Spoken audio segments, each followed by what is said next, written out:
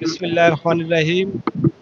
আমরা আজকে এখানে সমবেত হয়েছি আমাদের শহীদ প্রেসিডেন্ট জিয়াউর রহমান এবং মরহুম খালেদা জিয়ার মাজারে।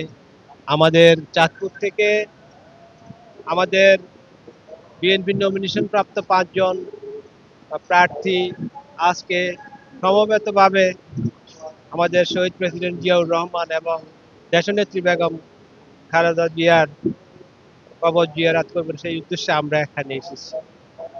বক্তব্য হলো, আজকে আমাদের এখানে আমাদের খুব খারাপ লাগছে। আজকে আমাদের দেশনেত্রী বেগম খালেদা জিয়া ডাইনি হাসিনার কারণে উনি প্রায় 6 বছর উনি জেলে অন্তরীণ ছিলেন। সাথে কারাগারের মধ্যে তাকে রাখা হয়েছিল এবং তাকে লোকমুখে শোনা যায় তাকে স্লো পয়জনিং করা হয়েছিল। যে 2018 সালে যখন ওনার সিরোসিস রোগ দেখা দিয়েছিল, তখন থেকে 18 বার তার কাছে, শেখ হাসিনার কাছে ওনার সুচিকিৎসার জন্য বিদেশে নেওয়ার জন্য বলা হয়েছিল, কিন্তু সে দেয় নাই। সেদিন যদি ভালোভাবে চিকিৎসা করা হতো, তাহলে আজকে আমরা এই যে গণতন্ত্রের অতন্ত্র প্রহরী, বাংলাদেশের আপসহীন নেত্রী, 3 বারের প্রধানমন্ত্রী আমাদের মা দেশনেত্রী বেগম খালেদা জিয়াকে হারাতাম না। যাই হোক, আজকে শেখ হাসিনা তো চলে গেল। আমি সহসভাপতি কচুয়া থানা বিএনপি, আমার নাম আনোয়ার হোসেন। শেখ হাসিনা তো সে বাংলাদেশের জনগণের, ছাত্র জনতার গণ আন্দোলনের মুখে সে পালিয়ে যেতে বাধ্য হয়েছে, কিন্তু আমাদের এই শহীদ প্রেসিডেন্ট জিয়াউর রহমানের সহধর্মিণী দেশনেত্রী বেগম খালেদা জিয়া, বারবার ওনাকে দেশ থেকে বিতাড়িত করার জন্য চেষ্টা করা হয়েছিল, কিন্তু উনি কখনো এই বাংলার মাটি ছেড়ে তিনি যান নাই। তিনি বলেছিলেন যে আমার এই দেশে আমার মাটি। এই স্বৈরাচারী শেখ হাসিনা তাকে এক কাপড়ে তার স্বামীর ঘর থেকে, ক্যান্টনমেন্টের বাড়ি থেকে তাকে জোরপূর্বক বের করে দেওয়া হয়েছিল। ওনার কোনো বাড়ি ছিল না, ঘর ছিল না, কিন্তু উনি বাংলাদেশের 18 কোটি মানুষের হৃদয়ে ওনার ঘর করে নিয়েছেন। আজকে আমরা এসেছি আমাদের এই নেত্রীকে আমাদের অন্তরের অন্তঃস্থল থেকে ভালোবাসা জানানোর জন্য মহান আল্লাহ রাব্বুল আলামিনের কাছে, যেন আল্লাহ ওনাকে ব্যস্ত করেন। তরুণরা আমাদের দেশের সমস্ত জনসংখ্যার প্রায় অর্ধেকের মতো তরুণ সমাজ।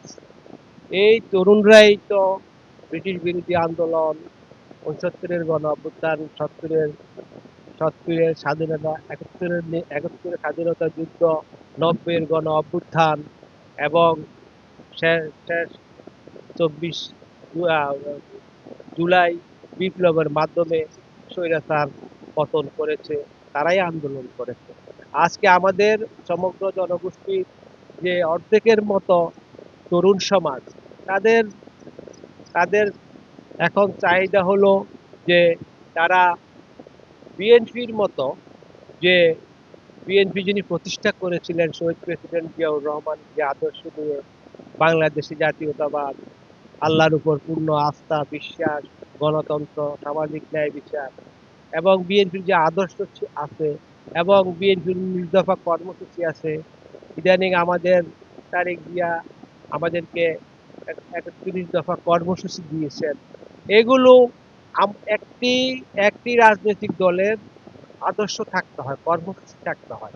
বর্তমানে জি জি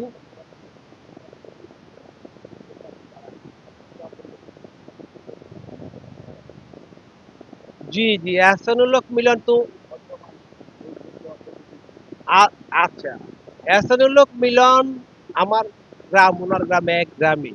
উনি ঢাকা বিশ্ববিদ্যালয় থেকে উনি ফজলুল হলের ভিপি ছিলেন। তারপরে উনি শহীদ প্রেসিডেন্ট জিয়াউর রহমানের হাত ধরে উনি রাজনীতিতে এসেছেন। জাতীয়তাবাদী ছাত্র দলের উনি প্রতিষ্ঠাকালীন সদস্য ছিলেন। তারপরে শহীদ প্রেসিডেন্ট জিয়াউর রহমানকে হত্যা করার পর উনি আমেরিকা চলে যান, ওখানে তিনি এমবিএ করেন। পরবর্তীতে 1996 সালে দেশনেত্রী বেগম খালেদা জিয়া তাকে নমিনেশন দেন, তিনি এমপি হন। এমপি হওয়ার পরে তিনি একমাত্র সংসদ সদস্য যুবক সংসদে দাঁড়িয়ে বলেছিলেন যে ঢাকা থাকতে পারি না মশার জ্বালায়, আর আমি কচুয়াতে থাকতে পারি না মখার জ্বালায়। অর্থাৎ উনি ওই 5 বছর শান্তিতে থাকতে পারেন নাই। এরপর 2001 সালে উনাকে যখন আবার নমিনেশন দেওয়া হয়, উনি বেগম খালেদা জিয়া তাকে শিক্ষা প্রতিমন্ত্রী দায়িত্ব দেওয়ার পর বাংলাদেশের যে অভিশাপ, যে শিক্ষা ব্যবস্থাকে ধ্বংস করে দিয়েছিল, সে শিক্ষা ব্যবস্থাকে তিনি নকল মুক্ত করেছেন, শিক্ষা ব্যবস্থার আমূল পরিবর্তন করেছেন। উনার নিজ এলাকা কচুয়াতে উনি এমন কোনো স্কুল, কলেজ, মাদ্রাসা, মসজিদ, মন্দির, রাস্তাঘাট নেই যে তিনি উন্নয়ন করেন নাই।